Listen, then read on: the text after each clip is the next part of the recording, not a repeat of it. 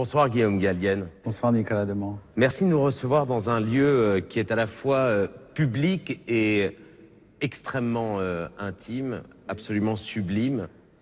Là, l'installation est dingue. C'est Philippe Starck, c'est ça? C'est circulaire, ça circule, c'est rond, ça me plaît. C'est un drôle d'endroit pour une rencontre et on a du temps pour parler et pour échanger. Alors, dites-nous exactement où on est. Nous sommes dans la basilique Saint-Alexandre Nevski, qui est la cathédrale russe orthodoxe de Paris. C'est un lieu que vous fréquentez souvent? Oui, enfin pas assez souvent, mais j'essaye de venir au moins une liturgie par mois. Vous avez embrassé, entre guillemets, la religion à 26 ans. Oui. C'est tard, c'est rationnel comme décision ou ça s'impose à soi à un moment? J'ai toujours cru en Dieu, j'ai toujours été chrétien.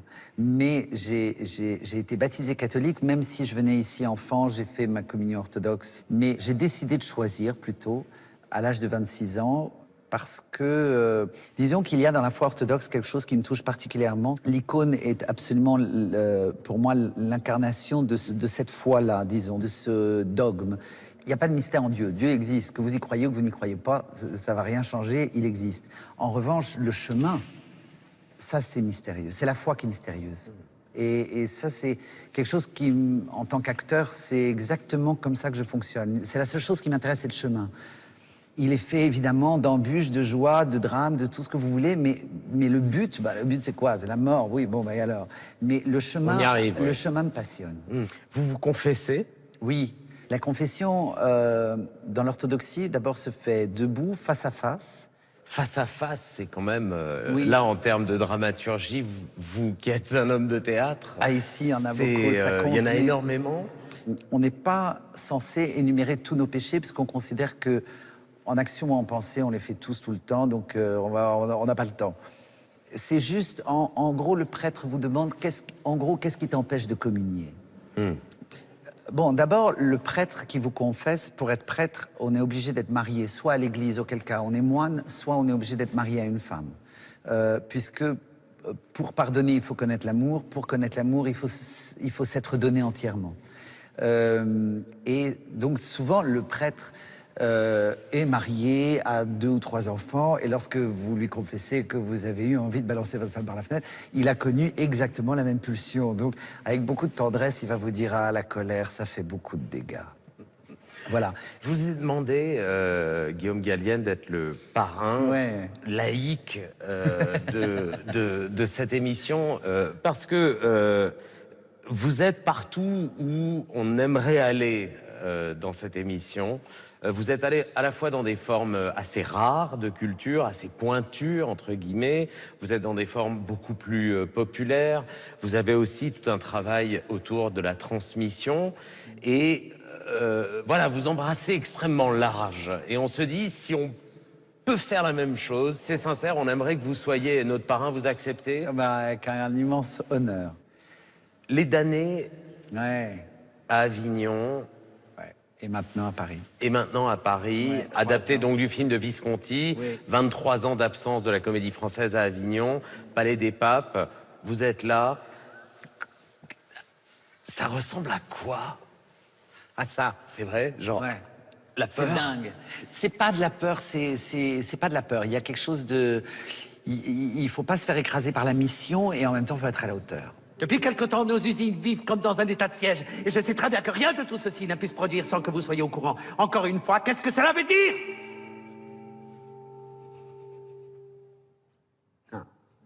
Soyez certain que personne ne quittera cette pièce sans que tout ce qu'il y a à dire ait été dit. Bon, cela dit, on était très préparés parce qu'on a eu un metteur en scène vraiment génial, qui est Ivo Van Hove.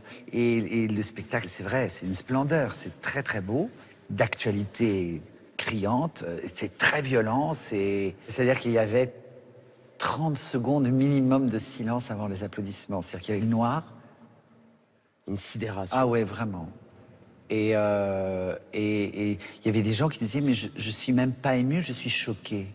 Et je serai ému certainement demain, après-demain. Il faut un temps pour décanter ça. Est-ce que le théâtre a comment dire, une puissance particulière pour porter ce type de discours? Oui. depuis les Grecs, oui. Mais c'est surtout, on est là pour incarner des monstres. Le théâtre sert aussi à ça, transmettre le verbe, certes, mais incarner des monstres. Ça marche beaucoup plus, je trouve, au théâtre qu'au cinéma, d'incarner ces monstres. Vous, Guillaume Gallienne, vous allez chercher quoi quand vous sortez du théâtre et que vous jouez au cinéma Les Garçons et Guillaume à table? Le succès du film... C'était colossal. Oui, ça a été un peu énorme. Des photos de vous avec des tonnes de César dans les bras. Meilleur ceci, meilleur cela, enfin c'était... Bon, ça, c'était pour moi particulier. J'ai été extrêmement heureux de César, premier film, adaptation, ah bon, merci. Meilleur acteur, ça, j'ai été très, très touché. Et en même temps, par rapport aux acteurs qui avaient en face de moi, bon, c'était un truc de mode aussi, j'en étais conscient. Bon, meilleur film, pour moi, c'était un peu le César de trop. Mais d'abord parce que je pense sincèrement que La vie d'Adèle était une proposition cinématographique beaucoup plus forte que la mienne. Après, je ne pouvais pas le dire, je le dis aujourd'hui avec du recul, mais c'est un peu injuste pour tous les gens qui ont travaillé sur le film. Bravo à tous les gens qui ont travaillé sur le film. Néanmoins, pour moi, ça a été un peu... je me suis dit... Mais parce que je pense qu'il y a beaucoup de films qui... parfois sont récompensés pour des histoires de mode plus que pour des raisons artistiques qui, moi, me touchent. Mais j'observe ça depuis pas mal d'années déjà. Hein. Au début de l'année, au mois de septembre, on a pu voir Cézanne et moi de Daniel Thompson, qui est un film où vous jouez le peintre, Paul Cézanne. Oui. Film sur l'amitié magnifique. Entre les deux, enfin magnifique et complexe. Et compliqué, entre Paul Cézanne et Émile Zola. Comment vous l'avez incarné, ce peintre? Je suis heureux que vous choisissiez ce verbe. Il est rarement employé pour les acteurs en France. On préfère l'interprétation. Là, c'est un rôle que je me devais d'incarner plus que d'interpréter. Expliquez-nous la différence. C'est juste que c'est plus... c'est animal. Oui, et puis plein de choses qui m'aidaient, que ce soit un bout de faux corps, j'avais des talons biseautés pour que le bassin soit en avant. Enfin, après, c'est des histoires d'instinct en disant, à mon avis, il marche pas comme ça, il marche comme ça. J'ai besoin de plus d'épaisseur là, j'ai besoin de... C'est vraiment du ressenti, de l'instinct. C'est animal, voilà. Ça se réfléchit pas. D'ailleurs, j'ai du mal à en parler du film. Parce que j'ai finalement pas de recul. Ça vous a fait quoi prendre un pinceau en main et...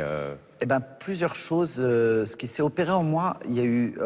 bon, d'abord, le peintre, premier jour, il m'a dit « T'as qu'un seul défaut, tu veux remplir trop vite. » Et j'ai cru qu'il parlait à l'acteur. Parce que c'est un défaut que j'ai. Donc, je me suis dit « Ah ouais, il vise bien le mec. » Là, direct. Bon. Et puis... ça m'a appris à regarder au-delà du motif, au-delà du sujet. Parce que Cézanne, en fait, son travail n'était que chromatique. Ce qui l'intéressait, c'était le contraste du vert avec le rouge. Le reste, que ce soit une pomme ou un chapeau, il s'en foutait. Il voulait peindre plus le vent que l'arbre. Et en tournant le film, j'ai commencé pour la première fois de ma vie à ressentir cette émotion de cette beauté-là.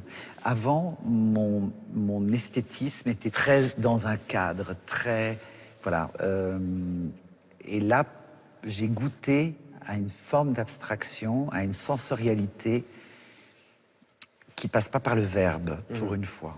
Je le disais, comme artiste, acteur, vous êtes dans des formes à la fois rares et dans d'autres qui sont beaucoup plus ouvertes, beaucoup plus populaires. Vous êtes aussi un lecteur à voix haute. Ouais.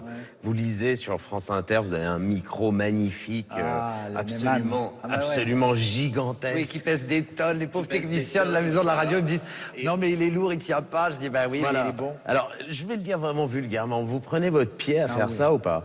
Alors d'abord, je prends mon pied dans tout studio. Le studio en général, que ce soit pour enregistrer une chanson, là je viens de le faire pour Louis Chédid, une chanson de Brassens, que ce soit... Vous chantez? Non, pas vraiment. J'enregistre des chansons. Mais il m'a demandé de le faire et j'ai dit oui parce que c'est... Laquelle de Brassens? La prière. Qui est un poème de Francis Jam. Par le petit garçon qui meurt près de sa mère, tandis que les enfants s'amusent au parterre. Voilà. Et puis, et que ce soit studio pour l'émission de Pour ça peut pas faire de mal. J'adore le studio. Je trouve que c'est le seul endroit qui reste où on a le droit à l'aléatoire, on a le droit de se tromper, on a le droit d'être mauvais, on a le droit d'essayer, de réessayer, et surtout où la concentration de tous est absolument la même, sur le même objet, sur la même... ouais, elle est focalisée, on est tous au même endroit. Bon, vous partez enseigner aux États-Unis, monsieur le professeur. Ça y est, c'est un signe maintenant que vous êtes passé de l'autre côté, que vous n'êtes plus le jeune premier. J'ai jamais été jeune premier. Oui, bon, enfin, bon, vous n'êtes plus jeune, alors je voulais le dire de manière élégante. Je voulais le dire de manière élégante, donc ça y est, vous êtes de l'autre côté, vous transmettez. Ouais, vous allez enseigner quoi? À Princeton, je crois. Hein. Ouais, le crochet. Le crochet, ouais. Non, je vais enseigner le théâtre, mais pas en cours théorique, ça j'en suis incapable, je vais les faire jouer. Mais ça fait déjà 6 ans que j'y vais tous les 2 ans, que je fais des stages avec eux régulièrement. Et puis, les étudiants de Princeton m'ont vraiment impressionné parce que ils ne cherchent pas à devenir comédiens. Ils sont tous en droit, en architecture, en physique nucléaire, en je ne sais quoi. Et ils font du théâtre. Et ils font du théâtre et ils le font. J'ai des étudiants qui, c'est en français et en anglais. Mais j'en ai par exemple je me souviens d'un japonais en physique nucléaire, je crois, ou en je sais plus quoi, en chimie, qui faisait du théâtre en français alors qu'il n'avait aucun cours de français.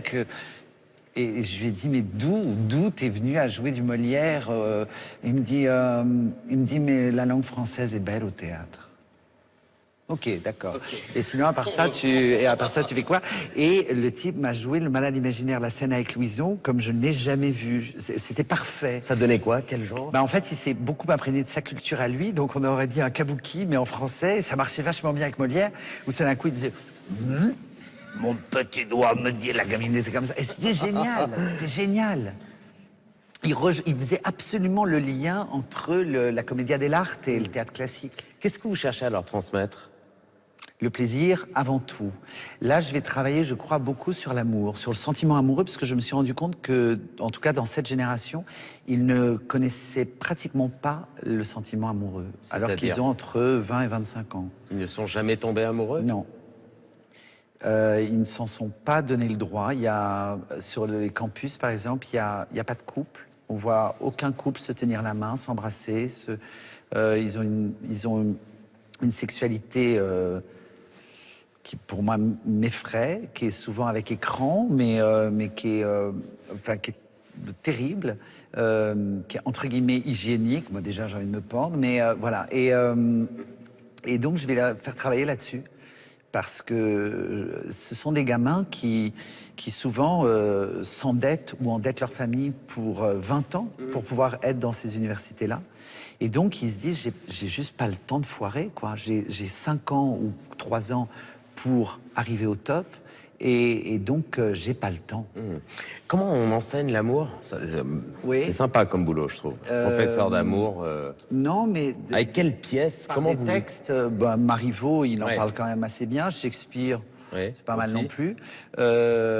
Tchekhov, d'une autre manière. Enfin, il y a plein de scènes d'amour. Ça, c'est pas le sujet. Le sujet, c'est de permettre aux comédiens qui est en face de vous de s'autoriser des choses parce qu'ils jouent qu'ils ne s'autorisent pas dans la vie. Et c'est souvent plus facile. Moi, en tout cas, c'est pour ça que je fais ce métier. Bon, Guillaume, on a été quand même très sérieux. Ouais, on va déconner un peu. Alors, allez, ouais. Okay, moi, je balance ça. Ouais, vas-y, Nico. Théâtre, cinéma, prof, opéra bientôt. Ouais. Le chemin est important, disiez-vous tout à l'heure. Il reste quoi, là? Moi, j'ai pensé DJ. Non, je suis nul. Non, je suis arythmique. Arythmique? Oui, je sais pas entendre les beats. Ouais, je sais danser, mais je sais pas... B-E-A-T-S. Ouais. Oui. B-E-A-T-S. DJ, donc non. Je me suis dit une vie méditative aussi, à lire des poèmes courts japonais, des haïkus. Ça, je kiffe. Ça, je kiffe. À Koyasan. Je sais exactement l'endroit. C'est vrai? Oui, mais plus tard. D'abord, j'ai 2-3 trucs à faire, mais non, j'aimerais bien reprendre le ballet. Ça, c'est une chose que vraiment j'ai adoré faire. Non, alors ça, j'ai... Nuance. Non, ça, j'ai pas infligé ça à personne. Si, une fois avec Nicolas Le Riche pour les adieux de Sylvie Guilhem, j'ai flippé ma race, mais comme personne. Mais c'est lui qui m'a fait faire ça. Mais non, mais écrire des ballets et travailler avec des chorégraphes, ça, j'ai vraiment, vraiment kiffé. Bon, donc, rendez-vous au Japon ouais, plus tard. Dans une vingtaine d'années, Oh, trentaine, plus, 40, 50. Ouais, ouais. Et en tout cas, merci encore pour merci, Filleul. ce lieu. Drôle d'endroit pour une rencontre, en tout cas. Hein. Pas mal, hein? Ouais, vraiment. Merci, parrain. Merci.